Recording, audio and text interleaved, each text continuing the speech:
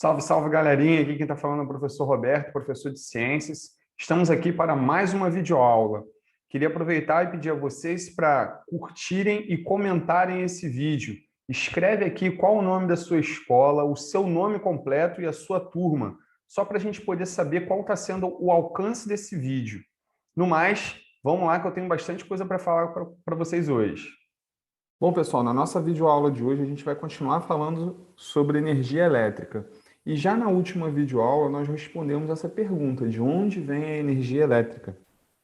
A gente viu na última videoaula que ela tem várias origens, né? Ela pode ser produzida de diferentes formas e ela passa por uma série de linhas de transmissões, subestações, vai caindo a tensão até que chega na tomada da nossa casa.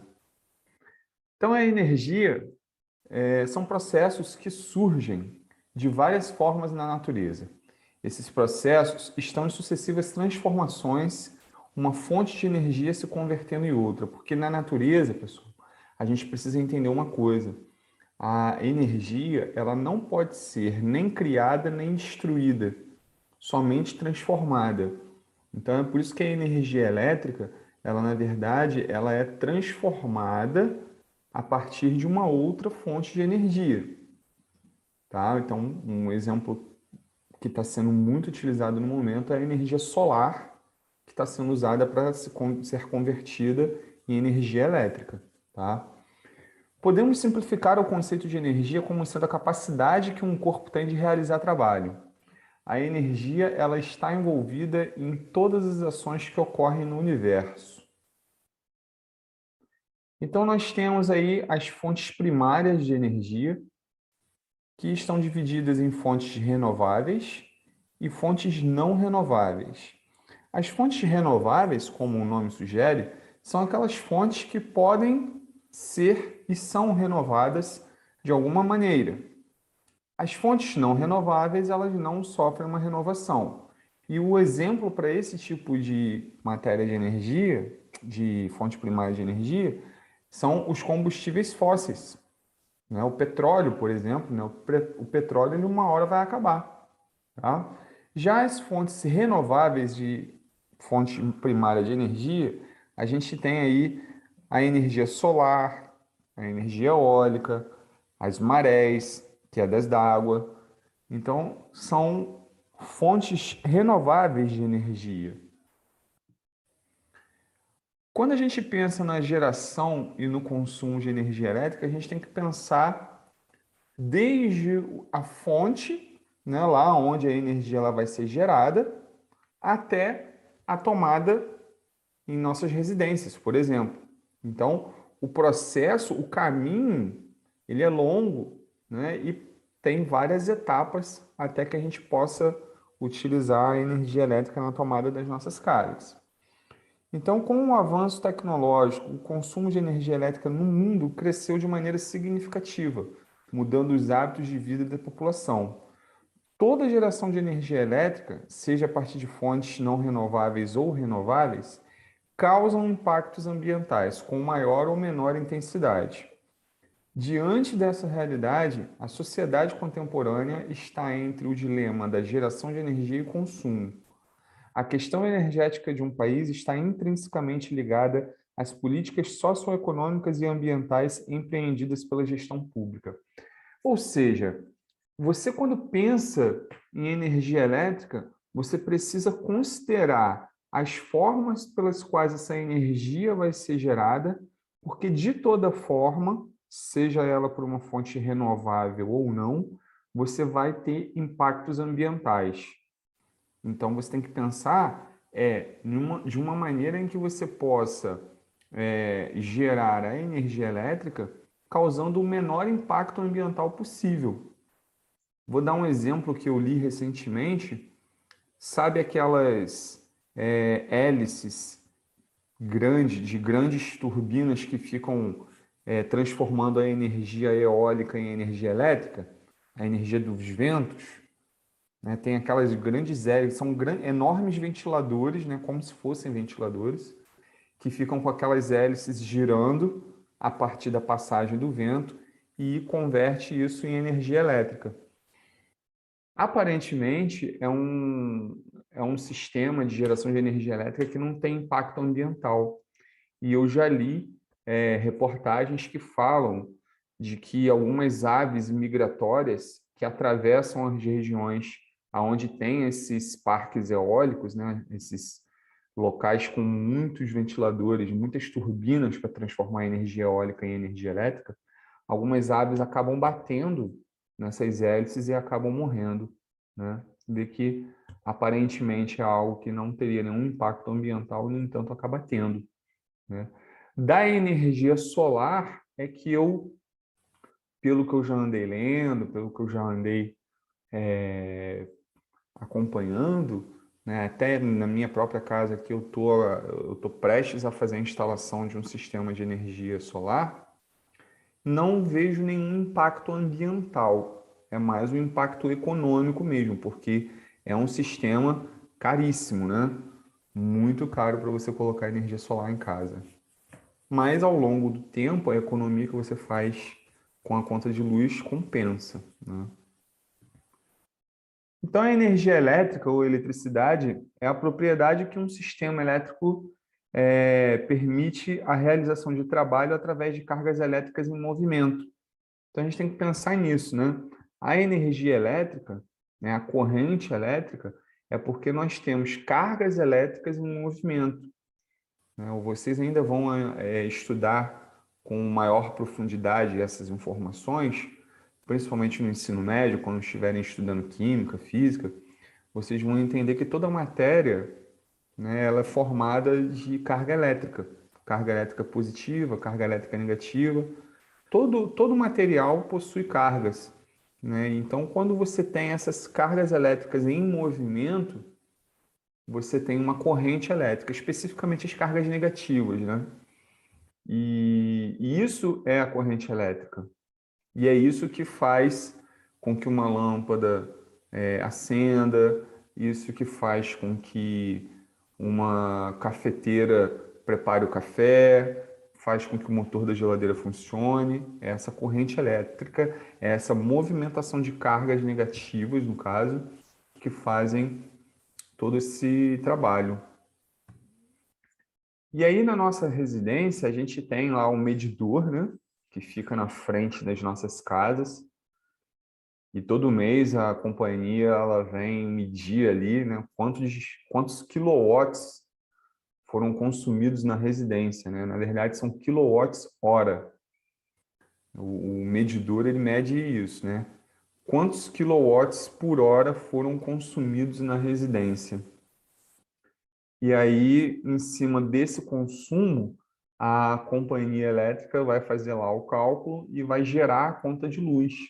Conta de luz essa que nos últimos meses vem aumentando muito, porque a gente está com uma crise de abastecimento nas usinas hidrelétricas devido à falta de chuva, e aí isso está ocasionando um aumento da conta de luz. Então é importante que a gente esteja atento a isso, porque, como eu já falei em outras oportunidades, na natureza é tudo interligado, né? Não tem como você desconectar as coisas. Então, a preservação de florestas, plantar mais árvores, cuidar do meio ambiente, a gente vai estar trabalhando para que a gente tenha um, uma maior frequência das chuvas, né? Ou pelo menos que elas ocorram em ciclos normais e, consequentemente, os reservatórios vão estar abastecidos e podendo gerar uma energia elétrica mais barata para a gente, né? Então, tá tudo interligado. Aquela árvore que cortaram na esquina da sua rua, ela a longo prazo, né, ela junto com outras, influencia na quantidade de chuvas de uma determinada região e isso influencia no abastecimento das hidrelétricas. E aí a gente acaba tendo toda essa problemática que está acontecendo. Nós estamos sentindo no bolso o custo da destruição do meio ambiente. Ah, professor, mas eu não derrubei nenhuma árvore. Tá, mas você faz parte de uma sociedade em que você tem pessoas que derrubam árvores, que destroem florestas, que poluem rios. E isso tudo lá na ponta acaba influenciando na geração aqui da energia elétrica. E aí pesa no bolso porque as empresas acabam botando o preço da geração da energia elétrica. Se está mais difícil gerar energia elétrica, eles aumentam o preço e as pessoas acabam pagando mais caro por isso, né? Então, realmente é um dilema. Aí na tela nós temos uma fórmula que também lá no ensino médio vocês vão aprender um pouco mais sobre ela. É uma fórmula para a gente calcular a energia elétrica consumida por um aparelho doméstico, né? Uma televisão, uma geladeira, um ar-condicionado.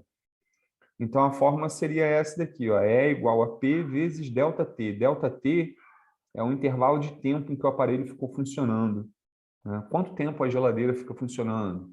Ah, 24 horas, 6 horas, né? E a potência elétrica do aparelho é aquele valor que vem expresso em watts, né? A gente tem as lâmpadas de 60 watts, 100 watts, né? Então, a gente faz o cálculo a partir dessas informações, para poder saber qual é o consumo que aquele aparelho, aquele eletrodoméstico tem, o quanto isso vai pesar numa conta de luz, por exemplo. A gente tem aqui uma tabela de algumas unidades de medida que são utilizadas em termos de energia elétrica, tá? Então, isso é uma coisa que presencialmente ficaria mais fácil para estar explicando para vocês, mas eu estou colocando aqui só para que vocês tenham um conhecimento da existência disso. Então, por exemplo, o quilowatt-hora, que é a unidade de medida utilizada pelas companhias elétricas para fazer o cálculo da nossa conta de luz. O BTU, que mede a potência de um ar-condicionado. Ah, você tem um ar-condicionado de 10.000 BTUs, tem um ar-condicionado de 9.000 BTUs, né? Electron volts é a quantidade de energia em termos de passagem de elétrons, né? Que é a carga negativa da matéria. E a tonelada equivalente de petróleo, né? Que é uma grandeza que faz aí com a tonelada de petróleo. Mas a gente não precisa aprofundar muito isso daqui, não, porque isso aqui já entra numa parte de ciências que envolve bastante a matemática, tem uma partezinha de cálculos. Isso daqui é bom para a gente discutir presencialmente e com certeza vocês, ano que vem, no nono ano, a gente já vai estar presencialmente podendo falar sobre isso daqui com vocês. Vai ficar mais fácil para explicar isso para vocês, tá bom? E no ensino médio vocês vão revisar isso também. Fiquem tranquilos. A utilização da energia elétrica em nossas casas ela é feita de diversas formas, né? A gente tem vários equipamentos que a gente utiliza diariamente e que fazem o consumo de energia elétrica, né? Televisores, ventiladores, chuveiro elétrico, e os celulares, né? Os celulares são, né? Eu coloquei as imagens dos celulares aí, tem até uns mais antiguinhos, porque o celular ele necessita da energia elétrica, né, para ser carregado. E então quer dizer, é uma coisa que assim, para a maioria das pessoas hoje, o celular ele é indispensável. Existe uma pesquisa que todo brasileiro tem um celular, né? Mais ou menos assim, tipo, a quantidade de linhas de telefone celular que existem hoje superam a quantidade de brasileiros. Ainda que nem todos tenham, mas é porque a pessoa pode ter duas linhas, né? Tem um aparelho com 2, 3 chips, né? Com 2, 3 linhas de telefone. Então, essa é a pesquisa que saiu aí recentemente e que aponta isso. E o celular é hoje a ferramenta de trabalho. Muitos alunos estão recebendo as videoaulas através do celular. Nós, professores, estamos trabalhando, estamos interagindo com os nossos alunos através do telefone celular. computador também, mas que tudo usa energia elétrica, né? Então, as principais matrizes de energia elétrica para geração de energia, em nível mundial, a energia elétrica apresenta uma matriz que é baseada principalmente na energia mecânica, principalmente aí com as hidrelétricas e também com a energia atômica. No desenho dos Simpsons, o Homer ele trabalha numa usina nuclear que gera energia elétrica para a cidade, Springfield, né? E no Rio de Janeiro, eu falei na última videoaula, a gente tem 3 usinas nucleares lá em Angra dos Reis. E ao longo de todo o globo terrestre, em várias regiões do mundo, a energia nuclear, a energia atômica, ela é utilizada para produzir energia elétrica, porque ela produz uma grande quantidade de energia elétrica. O problema é o lixo atômico produzido na usina nuclear. O que que se faz com esse lixo atômico? Então, tem locais que enterram esse lixo atômico para que daqui a milhares de anos ele perca sua radioatividade e não seja mais prejudicial ao meio ambiente. Outros já falam em colocar em naves espaciais e jogar para o espaço, então fazer um lixo espacial.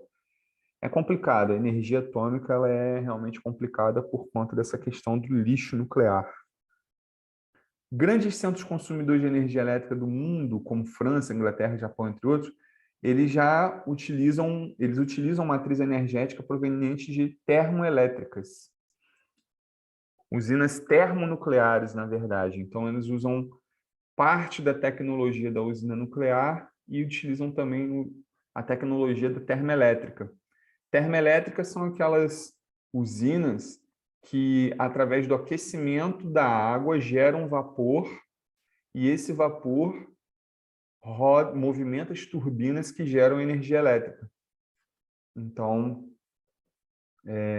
alguns locais no mundo já fazem uma associação dessas duas matrizes energéticas, das termoelétricas com as usinas nucleares.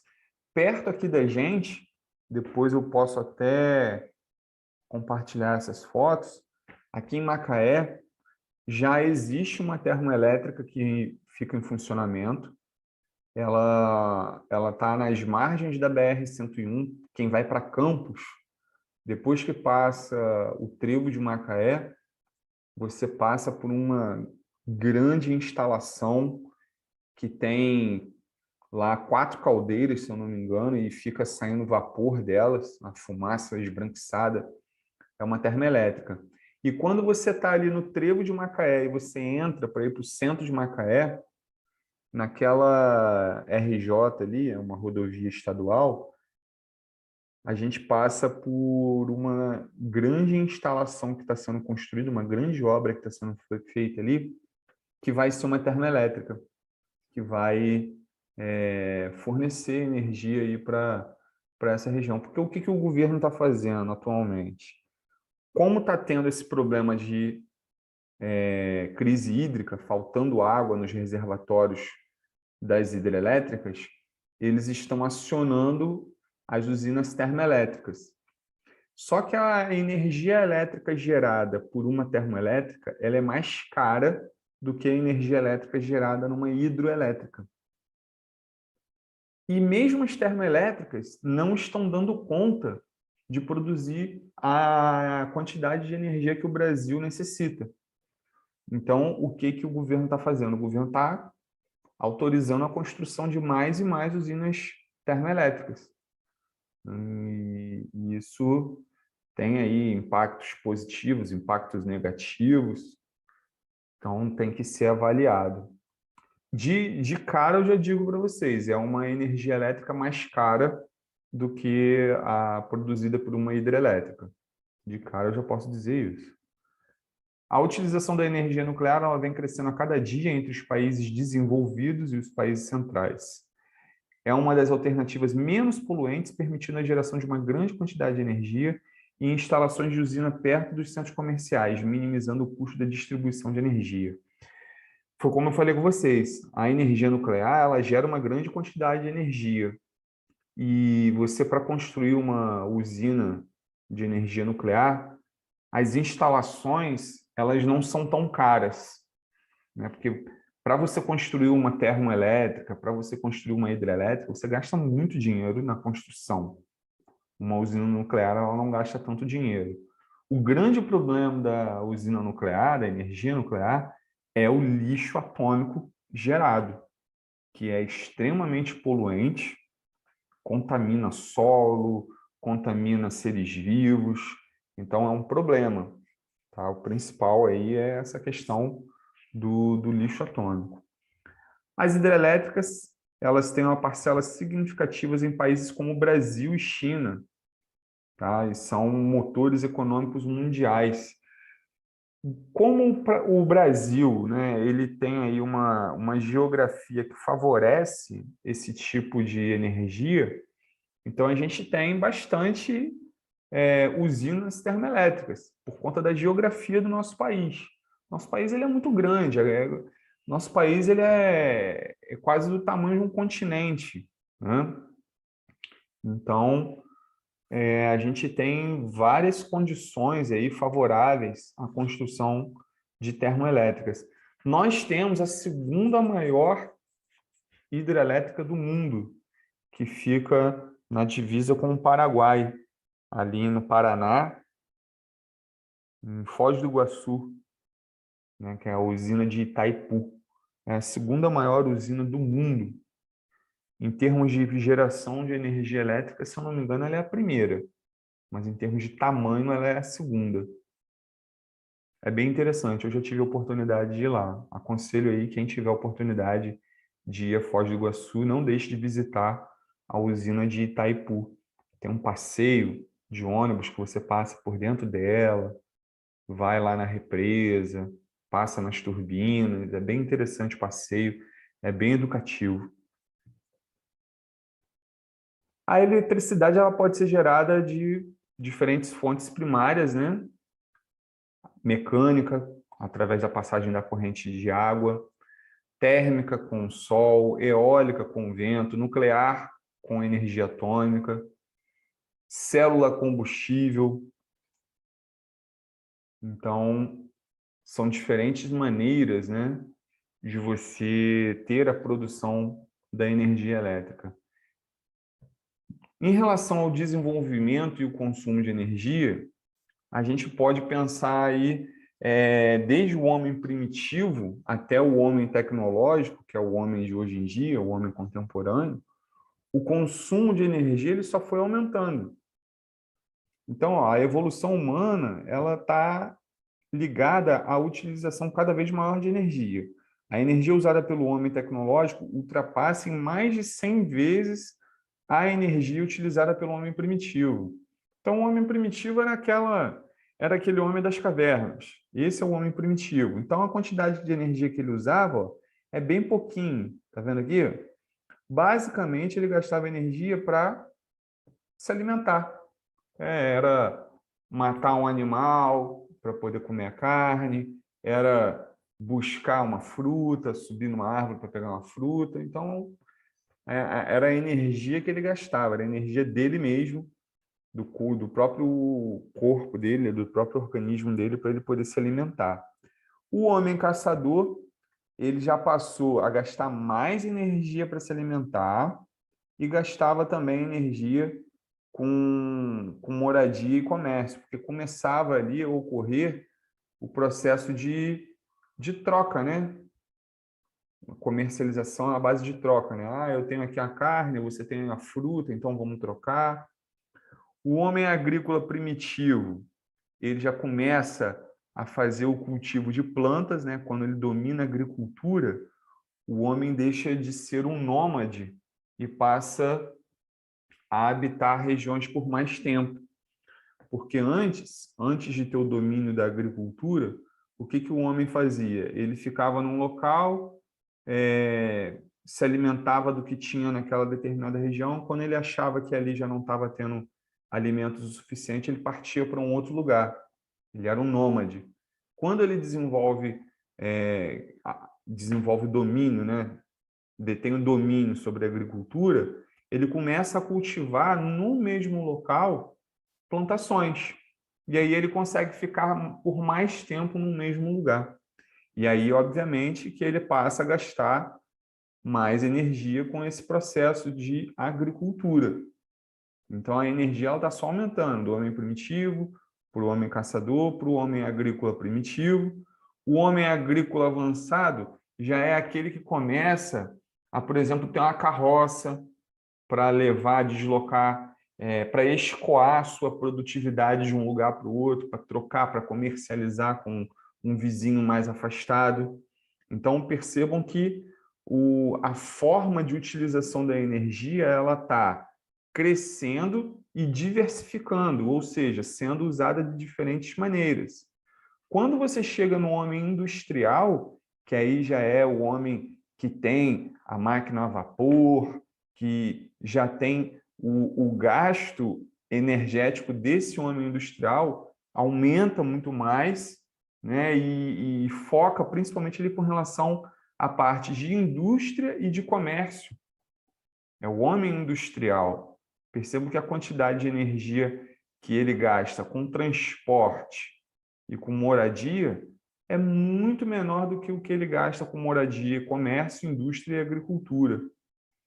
E quando você vai para o homem tecnológico, aí o transporte, a indústria e a agricultura ganham muita energia, gasto muito energético. Moradia e comércio mantém-se ali equacionado, né? Mantém-se estável em relação ao homem industrial, assim como a alimentação também, a produtividade, ela é bem eficiente, gastando pouca energia.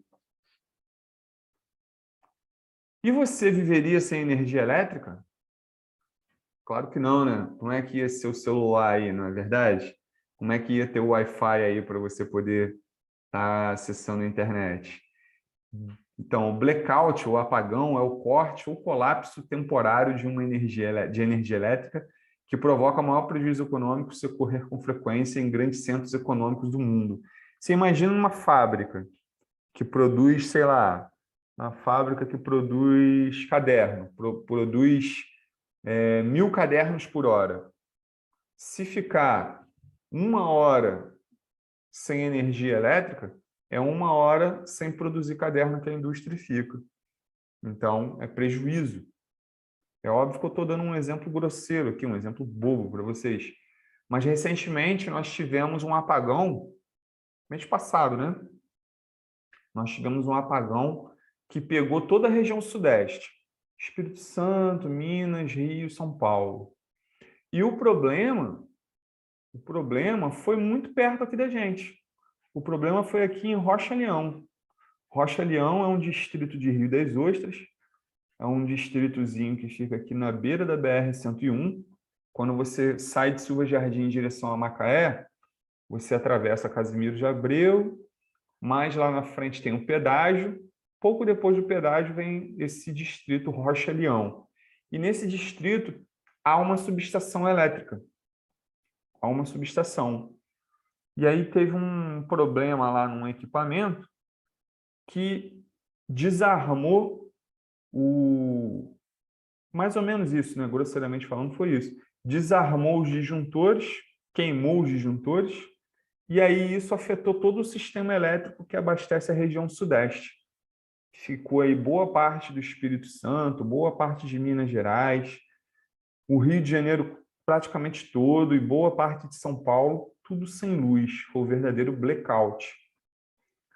Há um tempo atrás, vocês eram bem pequenininhos, ou talvez nem eram nascidos, né?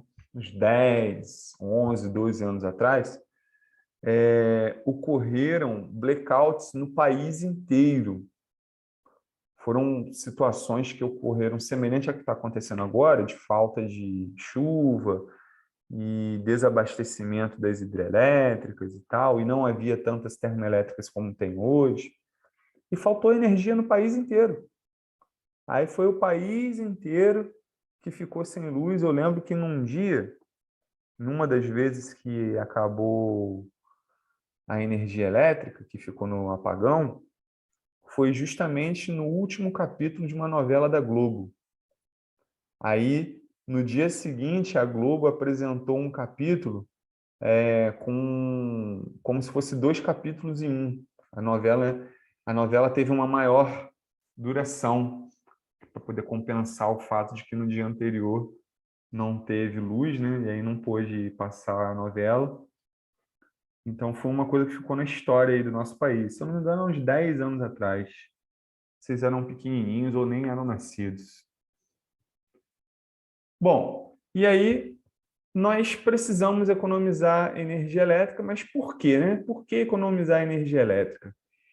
A gente tem aí uma proposta desde 2017, que até 2017 fosse retirado de circulação todas as lâmpadas incandescentes, que são aquelas lâmpadas mais antigas, né, que gastam mais energia.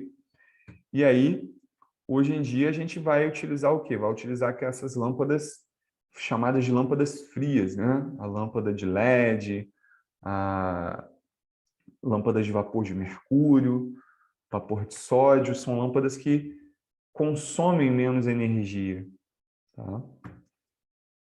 Quando a gente compra um eletrodoméstico, ele vem com um selo de eficiência energética. O que é eficiência energética? É o quanto aquele equipamento consome de energia elétrica para funcionar. Quando a gente vai comprar um eletrodoméstico, a gente precisa considerar isso. Eu vou comprar um eletrodoméstico que gasta mais energia ou vou comprar um eletrodoméstico que gasta menos energia?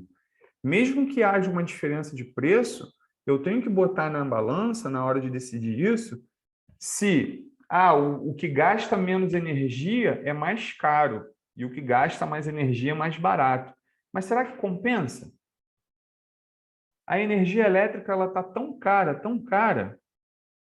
que não compensa você querer economizar na hora de comprar um eletrodoméstico. É melhor você gastar um pouco mais e comprar um que não gaste tanta energia do que você querer economizar ali na hora e depois ter que pagar tudo na conta de luz. Mais ou menos o que está acontecendo comigo aqui, nesse momento que eu estou querendo colocar placas de energia solar na minha casa, e é muito caro, né? É muito caro, mas a gente pode parcelar. E aí eu já tive fazendo aqui umas contas, né, conversando com o banco, para eu colocar energia solar aqui na minha casa, eu vou fazer uma dívida que vão ser de prestações de R$ 350 todo mês. R$ 350. Mas R$ 350 por mês e eu não vou ter que pagar mais nada de energia elétrica. Não vou precisar pagar mais conta de luz. Então, como eu pago, em média, entre 250 e R$ 300 de conta de luz, botar mais R$ 50 não vai ser ruim para mim. E aí eu vou ter a energia elétrica que vai estar sendo produzida na minha própria casa. Eu vou produzir energia elétrica para mim mesmo. Então, é uma coisa que a gente precisa colocar na balança. Os eletrodomésticos, eles vêm com esse selo, que é o selo Procel, que é o selo de eficiência energética. Então, você tem os eletrodomésticos, equipamentos elétricos, com eficiências ranqueadas de A a G. Então, quanto mais próximo do A, mais eficiente é o equipamento, menos energia ele gasta para funcionar. E quanto mais afastado, né, quanto mais aqui próximo do G, aí mais energia ele gasta. Economizar é preservar. Uma lâmpada de LED é capaz, por exemplo, de economizar até 90% de energia sem que isso influa na eficiência luminosa. Não sei como que está em Silva Jardim, mas aqui em Casimiro de Abreu, as lâmpadas dos postes na rua estão sendo substituídas por lâmpadas de LED. São lâmpadas que economizam mais energia elétrica e são lâmpadas que iluminam mais. Então, veja, mesmo que uma lâmpada de LED custe um pouco mais cara do que uma lâmpada comum, né? Mas o que que você vai ter? Você vai ter um menor consumo de energia elétrica e você vai ter mais iluminação no ambiente. Então, ela gasta menos e ilumina mais, mesmo que ela custe um pouco mais caro. Poxa, uma lâmpada de LED, ela dura bastante, ela dura um ano. Dependendo aí da utilização, ela pode durar um ano. As lâmpadas mais antigas, elas duravam 3, 4 meses e queimavam, aí você tinha que trocar.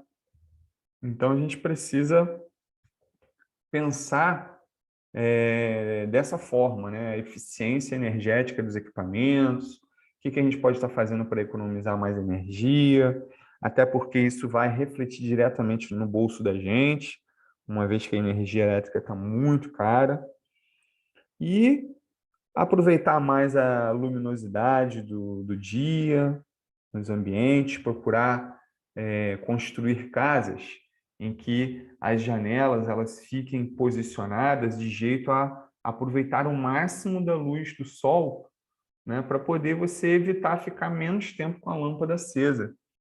São algumas estratégias que se utilizam para economizar energia elétrica. Bom, pessoal, essa foi a nossa videoaula de hoje. Espero que vocês tenham gostado. Até a próxima!